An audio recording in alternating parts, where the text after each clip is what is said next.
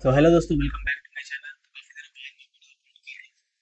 तो जैसे आपको चाहिए था कि मेरा सी इंटर का एग्जाम था, तो उसी से रिलेटेड ये मैथ्स फिजिक्स का कैसा गया मेरा एग्जाम सी इंटर का। सो अगर बात करें सबसे पहले मेरे ओवरऑल एक्सपीरियंस की, तो ओवरऑल एक्सपीरियंस ठीक ठाक था। उतना ज़्यादा अच्छा भी नहीं था, ज़्यादा ख़राब भी नहीं था। पहली बार एग्ज़ाम था, सी इंटर ग्रुप वन दिया था। और बहुत क्या बोले, नर्वसनेस था एग्ज़ाम को एग्ज़ाम से रिलेटेड। सो ठीक ठाक एग्ज़ाम गया। अब अगर बात करें कि पास होऊंगा या फेल होऊंगा, तो वो मेरे को एकदम नहीं लगता कि मैं पास होऊंगा। अगर इंडिविजुअल पेपर सब में पास भी हो गया तो शायद एग्रीगेट नहीं बनेगा मेरा। ठीक है। क्योंकि अगर सबसे पहले बात करें अकाउंट्स की, तो अकाउंट्स मेरा काफ़ी अच्छा गया था। एंड आई थिंक मैंने 80 या 85 का अटेम्प्ट किया था। ठीक है, और उसमें मेरे को शायद एग्जामेशन आ जाएगा। And I am not sure कि एग्जामेशन आएगा ही, बट मेरे ख्याल से आ जाना चाहिए एग्जामेशन उसमें, अकाउंट्स में। एंड लॉ की बात करें तो लॉ मेरा ठीक ठाक गया था। क्योंकि यार, गलती मेरे से ये हो गया था ना कि पूरे कोर्स में रिवाइज मैंने ठीक से नहीं किया। और एग्ज़ाम के एक डेढ़ दिन पहले रिवाइज करने बैठा। छोटा छोटा जो चैप्टर्स था वो सब पहले से मेरा रिवाइज था, लेकिन बड़ा बड़ा जो चैप्टर्स था जो कि बहुत ज़्यादा ही इंपॉर्टेंट था, वो सब रिवाइज नहीं था मेरा। तो इसीलिए फिर दिक्कत हो गया। और गलती यही था कि मेरा रिवीजन ठीक से नहीं हो पाया।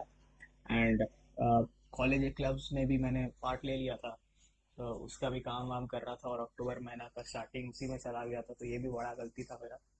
सो लॉ की बात करें तो ठीक ठाक गया था। शायद 40 to 50 तक में आ सकता है, या पता नहीं, देखते हैं अब कैसा जाता है। और कॉस्टिंग की बात करें तो कॉस्टिंग तो मेरे को थोड़ा लेंदी लगा था काफ़ी ज़्यादा, और उस पर भी ठीक से अटेम्प्ट नहीं हो पाया। और जो मेरे को आता था वो फिर बन ही नहीं रहा था। मतलब पहले देखने पे लग रहा था कि बन जाएगा बन जाएगा। फिर जब बनाने बैठा तो नर्वसनेस के कारण और थोड़ा नहीं बना पा रहा था। और फिर बाद में आंसर भी नहीं आ रहा था, तो और थोड़ा नर्वस हो गया। और इसी में टाइम चला गया, उधर ही चला गया। एंड जो 3 4 क्वेश्चन थे बड़े बड़े 10 मार्क्स के, वो सब मैंने किए। और 5 5 मार्क्स का कुछ कुछ किया था, थ्योरी एक किया था, तो 75 का वहाँ पे अटेम्प्ट किया हूँ मैंने। और पता नहीं मेरे को उसमें 40 आएगा भी या नहीं, तो आई एम नॉट श्योर। अगर आएगा तो 40 या 45 के रेंज में रहेगा। एंड टैक्स की बात करें तो टैक्स भी काफ़ी ख़राब गया था।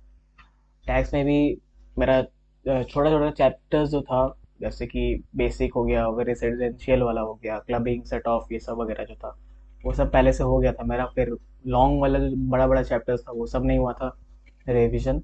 और जीएसटी भी पूरा रिवीजन नहीं हुआ था मेरा, तो दिक्कत मेरे को आखिरी के दिन में हुए, मतलब एक दिन में, कि सब फिर से, मतलब सब पूरा फिर से रिवाइज करना पड़ रहा था। क्योंकि जब मैंने बुक खोला तो मेरे को ऐसा लग रहा था कि मैंने तो कुछ रिवाइज ही नहीं किया, पढ़ा ही नहीं है, ऐसा लग रहा था। और इसका मेन रीज़न यही था कि मेरा ये बड़ा सबसे बड़ा गलती था कि इन द कोर्स मैंने रिवाइज नहीं किया। जैसे मेरे को, जैसे होता है ना कि एक दो चैप्टर खत्म कर रहा है फिर उसको रिवीजन मार रहे हैं, और बस जैसे रिवीजन चलते रहता है, वो मैंने गलती किया, मैंने रिवाइज नहीं किया।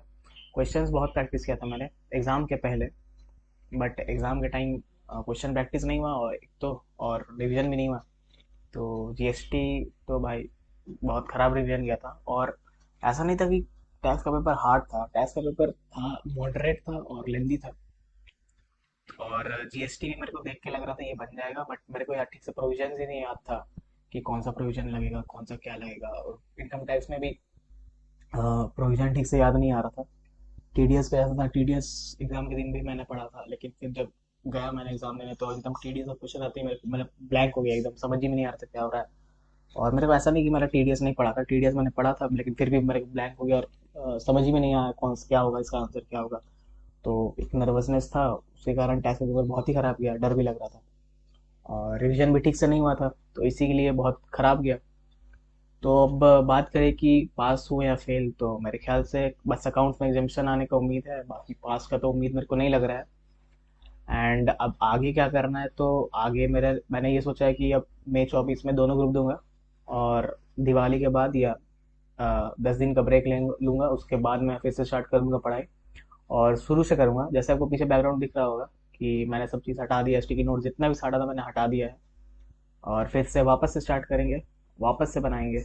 अब क्वेश्चन भी अच्छे से प्रैक्टिस करेंगे, और in the mean time chapter खत्म करने के साथ रिवीजन भी जारी रखूंगा, कि लास्ट में जाके मेरे को दिक्कत नहीं आए, जैसे इस अटेम्प्ट में मेरे साथ हुआ।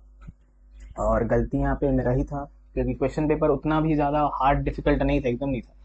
लॉ का तो था ही नहीं, और मतलब लॉ का मॉडरेट था, कॉस्टिंग का भी मॉडरेट था, टैक्स तो थोड़ा सा लेंदी ज़्यादा था और मॉडरेट था, और कॉस्टिंग का भी थोड़ा लेंदी ही था।